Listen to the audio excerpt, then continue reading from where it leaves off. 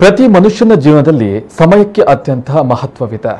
ಸಮಯದ ಪರಿಪಾಲನೆ ಮಾಡುವತ್ತ ತನ್ನ ಜೀವನದಲ್ಲಿ ಶಿಸ್ತನ್ನ ಪಾಲನೆ ಮಾಡ್ತಾನೆ.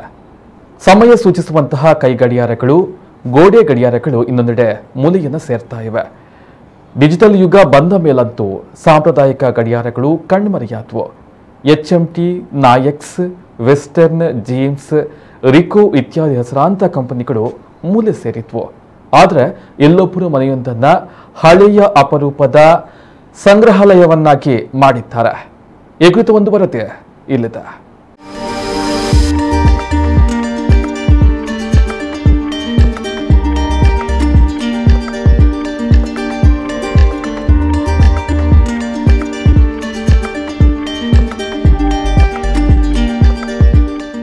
ಇದು ದಕ್ಷಿಣ ಕನ್ನಡ ಜಿಲ್ಲೆಯ ಬಂಟ್ವಾಳ ತಾಲೂಕಿನ ಕುಡ್ತಮುಗೇರು ಸಮೀಪದ ಶಶಿ ಭಟ್ ಪಡಾರ್ ಎಂಬವರಿಗೆ ಸೇರಿದ ಮನೆ ಅನ್ನೋದಕ್ಕಿಂತ ಇದನ್ನ ಗಡಿಯಾರಗಳ ಮ್ಯೂಸಿಯಂ ಎಂದರೆ ಕರೆದ್ರೆ ತಪ್ಪಿಲ್ಲ.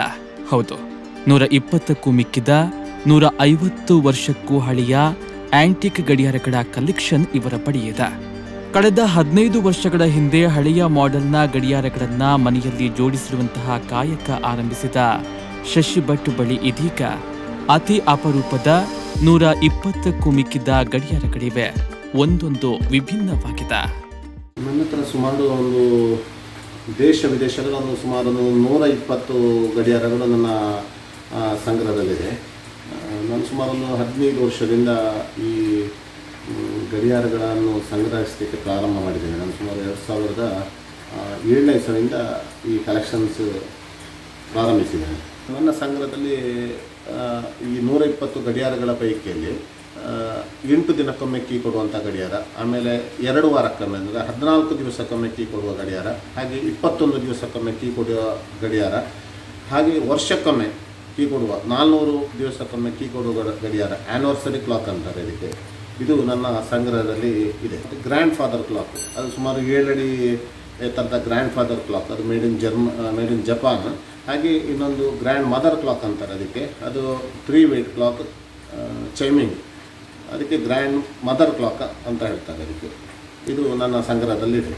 ಬೇರೆ ನನ್ನ ಹತ್ರ ಗಡಿಯಾರಗಳಲ್ಲದೆ ಹಳೆಯ ಕಾಲದ ಪುರಾತನ ಹಳೆಯ ಕಾಲದ ಮರದ ಉಪಯೋಗಿಸುತ್ತಿದ್ದಂತಹ ಮರದ ಸಲಕರಣೆಗಳು, ಮರದ ಅಕ್ಕಿ ಅಳೆಯುವ ಮಾಪನಗಳು, ಮರದ ಅಕ್ಕಿಯನ್ನು ಭತ್ತವನ್ನು ಕುಟ್ಟುವಂತಹ ಸಾಧನ, ಹಾಗೆ ಸಾಂಬಾರ ಮರಿಗೆಗಳು, ಆಮೇಲೆ ಕೋಣಗಳನ್ನು ಉಳುಮೆ ಮಾಡ್ತಾ ಇದ್ದಂತಹ ನುಗ, ನೇಗಿಲು, ಸೇಮಿಗೆ ಮಣೆ, ಹಾಗೆ ಇತರ ಹಲವಾರು ಸಾಮಗ್ರಿಗಳು ನನ್ನ ಸಂಗ್ರಹದಲ್ಲಿ ಇದೆ. ಈಗಾಗಲೇ ಹಲವು ವೀಕ್ಷಕರನ್ನ ತನ್ನತ್ತ ಸೆಳೆದಿರುವಂತಹ ಶಶಿ ಭಟ್ಟರ ಮನೆ ಅಧ್ಯಯನಕಾರರಿಗೆ ವಿಶೇಷ ಸಂಗ್ರಹದ ಹಬ್ಬ ಕೂಡ ಆಗಿದೆ.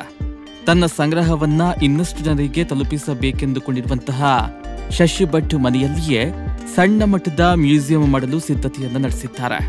ಆ ಬಳಿಕ ಶಾಲಾ ಮಕ್ಕಳು ಹಾಗೂ ಸಾರ್ವಜನಿಕರಿಗೆ ಆ ಮ್ಯೂಸಿಯಂಗೆ ಉಚಿತ ಪ್ರವೇಶವನ್ನ ಕಲ್ಪಿಸಿ ತನ್ನ ಬಳಿ ಇರುವ ಮಾಹಿತಿಯನ್ನ ಎಲ್ಲರಲ್ಲೂ ಹಂಚಿಕೊಳ್ಳಲು ಬಯಸಿದ್ದಾರೆ. ಫ್ಯೂಚರಲ್ಲಿ ನನಗೊಂದು ಮ್ಯೂಸಿಯಂ, ಮನೆಯಲ್ಲಿ ಒಂದು ಮ್ಯೂಸಿಯಂ ಮಾಡಬೇಕಂತ ನನಗೆ ಒಂದು ಬಹಳ ಆಸೆ ಇದೆ. ಹಾಗೆ ಈಗ ಅದರ ಕೆಲಸವೂ ಸಹ ಈಗ ಪ್ರಾರಂಭವಾಗಿದೆ. ಕಾರ್ಪೆಂಟ್ರುಗಳು ಬಂದು ಇದನ್ನು ಎಲ್ಲ ಇದು ಮಾಡಿಕೊಂಡು ಹೋಗಿದ್ದಾರೆ. ಇನ್ನೊಂದು 2-3 ತಿಂಗಳಲ್ಲಿ ಬಹುಶಃ ಇದು ನನ್ನ ಆಸೆ ನೆರವೇರ್ಬೋದು ಅಂತ ಹೇಳಿ ನನ್ನ ಅನಿಸಿಕೆ.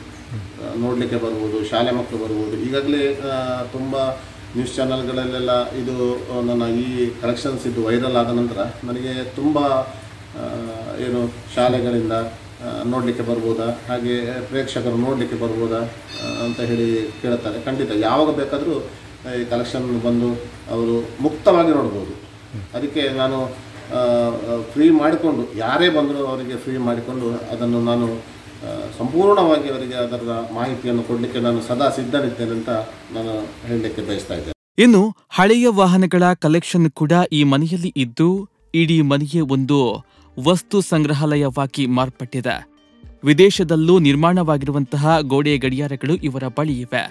ಕೇವಲ ಗಡಿಯಾರ ಮಾತ್ರವಲ್ಲದೆ ಪುರಾತನ ಅಪರೂಪದ ವಸ್ತುಗಳು ಕೂಡ ಇಲ್ಲಿದ್ದು ಆಸಕ್ತರಿಗೆ ಗಡಿಯಾರಗಳ ಬಗ್ಗೆ ಕುತೂಹಲ ಹೆಚ್ಚಿಸುವಂತೆ ಮಾಡಿದ್ದಾರೆ.